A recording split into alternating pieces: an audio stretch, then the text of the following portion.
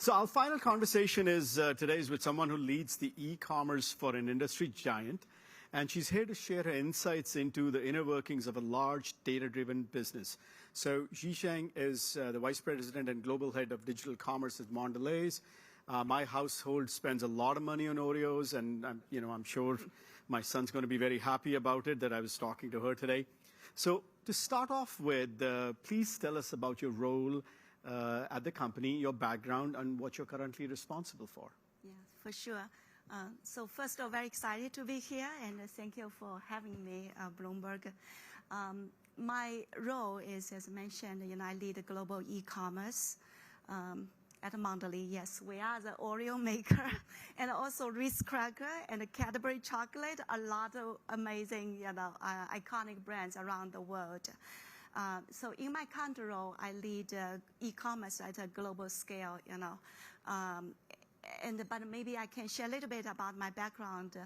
I spent over 20 years in digital marketing and e-commerce in various CPG companies, including like Hershey, Campbell Soup, a lot of food companies, right? But also Philips North America as well.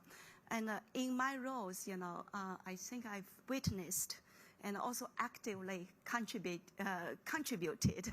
to the remarkable evolution of digital media and the e-commerce in business. But at the core of that evolution, it is really the data. The data, the ever-growing significance of data that drive decisions in the business world.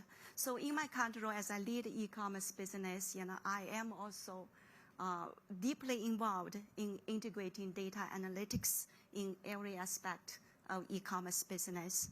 So happy to be here again, to share some perspective how we use data in our CPG world, the consumer goods world. Yeah. That's great. So you're back in Hershey's also. So collectively, it's responsible for a lot of my weight gain. So how are things different in the U.S. versus some other parts of the world when it comes to these businesses? For e-commerce specifically. Yeah. Okay, sure. I think to share that maybe a little bit first, the different models of e-commerce, it's actually very vastly different as well. For example, when we talk about e-commerce, we always think about Amazon, right? You order something, get shipped to your home in one-day delivery, but it's a home shipment. It needed to be shelf life stable, shipping friendly.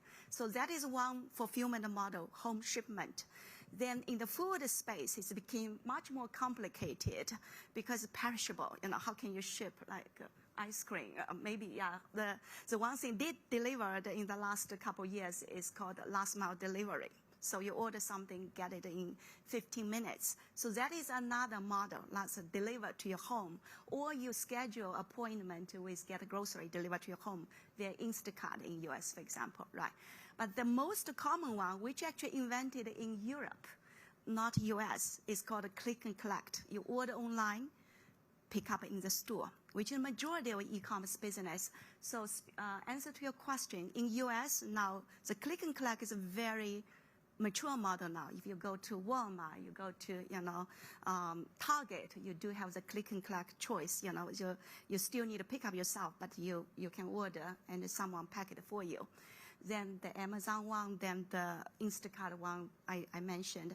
But you go to Europe or you go to Australia, the whole model is pretty much click and collect because those markets dominated by we call it omni-channel customer or retailer.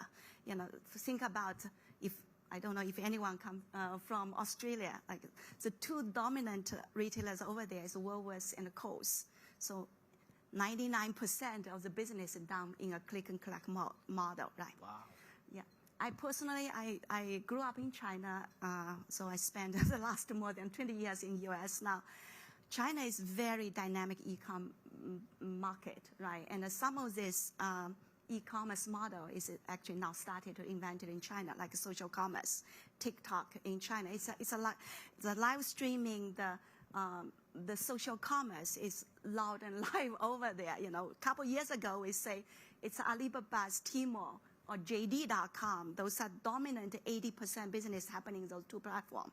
they are losing traffic to a platform like TikTok, which is Douyin in Chinese, right? Or the live streaming. So it's vastly different. And if you go to India, so it's also another different model. It's a lot of last mile delivery. If you go to Latin America, Brazil, it's also last mile, but also digitizing the traditional trades through different platforms. So it's a very dynamic space, and that's what gets me very excited to work on this space. You got to learn everything, something new every day, basically. It's truly fascinating. Do you have any thesis of why such a big disparity between these regions? Anything you can give us an insight on? Yeah, I think three things. One is I mentioned is a retailer dynamics are very different.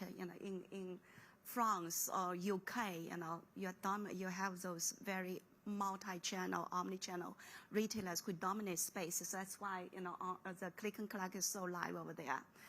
And the shopper behavior is another thing. Right? Shopper behavior is the consumers who are using, like Chinese consumer, for example, they are very into e-commerce buying. So e-commerce penetration in China is the highest around the world. That's another thing. But so shopper is another area. So retailer is one, and then technology or infrastructure maturity. Some of the markets have more established like fulfillment model to enable the e-commerce. So those are kind of the three factors: retailers' readiness, shopper behavior, as well as infrastructure or technology. Yeah. Well, let's jump to data, because that's an area where we've seen so much of change over the last several years. Yeah. How do how's data being used in the world of CPG to drive business decisions? Yeah, for sure. I think, first of all, data in CPG companies play a pivotal role in almost every aspect of business. But maybe I can share 4 key areas how CPGs use data. The first one is marketing. Right. So we do read a lot of tons of data about our shoppers, because we need to understand the shopper mission, the purchase pattern, and also the shopper behavior. Right. So this way those insights feed into tailored marketing campaigns or optimize the pricing strategy and also operation as well. So that's marketing. The other area related is new product development, right? So because as CPG company, we need to understand our consumer, what they want. So this market trend and the consumer needs, ever evolving consumer demand is so important for us to know, and we read a lot of data for that. And because I lead e-commerce, part of my team's job is also managing the Amazon business. My team spent a lot of time in analyzing the Amazon search data, for example, because it's such a rich perspective. You use those data, understand what people are looking for on Amazon.com, and what are some of the new trends people are actually expecting or looking for products like health and wellness, for example, on Amazon, to understand the new trends of snacking. And all these data help us to have a grasp idea about how the consumer view, so we can share with our R&D team for innovation, right? And the third space I would say is operation. So data play a very extensive role in supply chain optimization. So we read sales data, weather patterns, and logistic information. All this data helps us to manage inventory much more efficiently, right? And this data also helps us to minimize whether it's overstock or out of stock situation. So we always keep the level of the inventory at the optimal level to meet the shopper needs. And lastly, in my own world, the e-commerce, we use a lot of data to provide a more pleasant shopping experience, from the personalized website content all the way to recommended products. So all this helping to provide a more seamless shopping journey, basically. So those are kind of the 4 areas I can share. Apparently, every other areas of retail execution use a lot of data, and technology for sure, right? So, but I'll just... when we were talking, you had given me a case study to read, some homework to do. And I was so fascinated by that case study that Mondelēz did with the help of Walmart. I had to listen to it twice just to get the gist of it, and I never understood I never thought that the cookie business or the cracker business is going to be so complicated. I would love for you to tell that story to everybody as to how you have used data to get more insights, with Walmart. Absolutely. So at Mondelēz, as Anurag mentioned, we use a lot of data to get a better understanding our brands, for example. So the case study Anurag referenced is about Ritz crackers.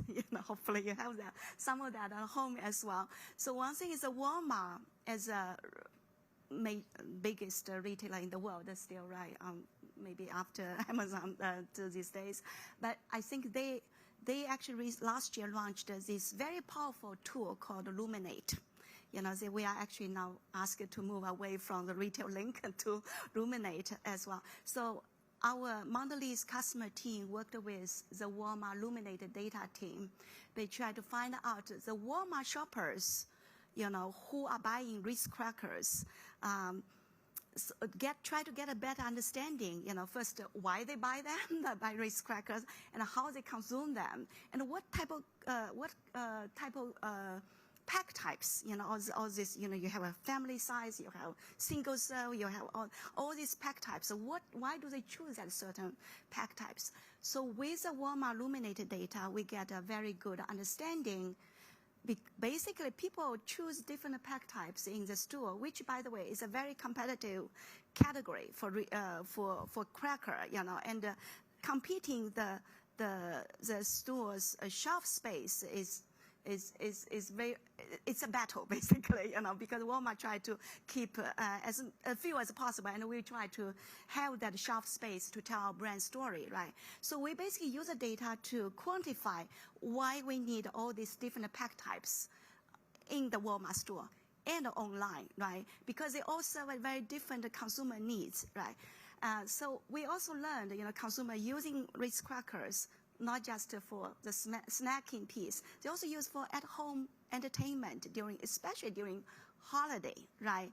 And some of these very neat insights we uncovered, like people actually love crushing Ritz crackers, right? Mix it with like the butter, the cheese, so they can create this crunchy topping when they make casserole. So these are all very insightful needs and can spark a lot of Ritz cracker related recipes. So we had a lot of fun with that for sure. Yeah, I had a lot of fun. I had to listen twice. I'm like, wow, I was going to go back and look at it. So now moving from data to Gen AI, how are you using it in the company, and where do you think it's going to go at the projects you're working on? Yeah, absolutely. So first of all, for CPG companies, Gen AI, we are just starting testing the water a little bit, I say. But however, Mondelēz definitely we are at the forefront of that innovation. Actually, 2 weeks ago at the CAGNY event in Florida, our CEO Dirk and the CFO Luca shared 2 slides, which is, a big deal for us, right? About generative AI, how we at Mondelēz use generative AI for marketing, right? So we are certainly find it's a very promising space to be in. So for us, personally, I think, and also for Mondelēz in general, there's 2 roles we believe generative AI can help us to unlock some new opportunity. The first one is really revolutionize the consumer experience, right? Now think about it, imagine the AI system can generate, your personalized product recommendation, marketing copy, but also potentially, the packaging, packaging design, which is really based on your each individual's preference or your taste, right? So that mass customization is going to be really revolutionize the experience because it can help us to drive more engaged consumer or shopper, but also enhance brand loyalty as well, right? But of course, at this stage of AI, we still need a human intervention, I believe, to vet the AI outputs, So that is one area we see. But the other space, and we actually have a case study I can share as well, is about content. So generative AI is going to create high quality, and we already see that, high quality, highly engaging content as well, right? From the, I think the product description, product copies, the basic ones, but all the way to advertising copy, right? So that is going to help us to really cut down the cost, one thing, but also, helps us keep the consistency and the relevancy of the brand messaging as well. Yeah. One case study I want to share with all of you is we launched a Gen AI campaign just at the end of last year. I wouldn't call it a Gen AI campaign. It's user Gen AI technology. It's a Cadbury campaign, Cadbury chocolate campaign. It's called My Birthday Song. So the idea about the campaign is really we wanted to personalize your birthday celebration. So instead of using this traditional happy birthday song, right, we encourage the friends and families who want to celebrate their loved ones for the birthday celebration, go create your personalized birthday song by sharing a few that person's traits or shared memories with family and friends. Then utilize the generative AI tool to create AI-generated lyrics, music, and vocals for your personalized birthday song. So that is a cool idea. It really celebrates the uniqueness of you, being the birthday person, and with some really fun feature. But it's also actually cost-effective as well, you put it that way, and speaks to the brand personality, because Cadbury is all about big moments of generosity to celebration as well, So that's a good example. But in a nutshell, yeah, we are very excited about this space, and we are definitely leaning in, yeah. No, it's amazing. I mean, I'm just looking forward to more and more fun things coming from the chocolate world. Now, yeah. When you look at a lot of people who work with you, and that's the question we asked our expert at Allstate also, this is an area where the skill set is not even, we don't know how things are changing at such a fast pace. How do you keep up with it, and how do you make sure your staff has it? Yeah, for sure. So first of all, I think that's kind of my personal philosophy, but we also advocate in the company as well, in the world, we are in, and in the future generation is that being a lifelong learner is a mandatory thing, basically, right? It's a it's just that's the way it needs to be in the world you are living in. So have that learning mindset is very important. At Mondelēz, I think the company we do a good job in terms of upskilling our workforce. So for example, my team, I run e-commerce business for the company, but not everybody knows how e-commerce works. People are very good selling selling snacks to the physical store, but not everyone has a knowledge about operating e-com business. So for example, we actually launched a enterprise-wide upskilling initiative to teach everybody the basics of e-commerce 101. And we keep refreshing the course as well. In the meantime, in order to make this course more accessible to everybody, we have all different formats of those upskilling initiatives. For example, we have podcasts, we have 3 minutes video, we have, and webinars. So that's a major initiative we do at Mondelēz to upskill our employees, in this new world where there's e-commerce. Everybody needs to know how to run the e-com business, right? Because it's not just the e-com team's role. Supply chain needs to know how to put the goods in the e-commerce shelf as well, right?